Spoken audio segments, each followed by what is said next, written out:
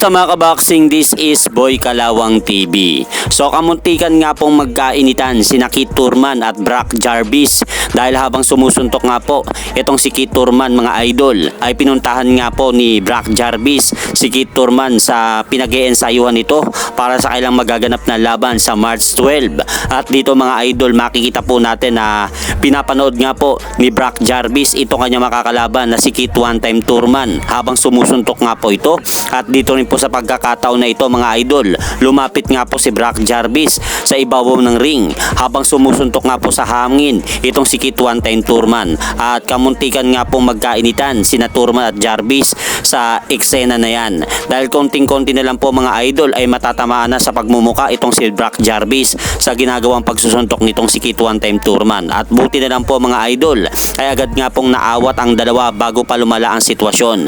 Dahil kapag nagkataon mga idol, baka hindi pa matuloy ang laban nilang dalawa sa March 12. At sa kabilang balita naman po mga idol, sa kakatapos lang na laban ng ating pambatong Pinoy na boksingero na si Ryan James Racasa, may bad news nga po tayo dahil tinalo nga po si Ryan James Racasa ng Canadian boxer na si Lucas Buddy sa kanilang naganap na 10-rounder match sa bansang Toronto, Ontario, Canada kanina via lopsided unanimous decision. Kaya po ngayon mga idol, umabante na po ang malinis na kartada ng Canadian boxer sa 19 wins no losses with 15 knockout. Samantalang nalasap naman po ni Ryan James Racasa ang kanyang kauna-unahang talo sa kanyang buong professional boxing career dahil bumagsak na po ngayon ang kartada ng Pinoy na boksingero sa 15 wins 1 loss with 11 knockout.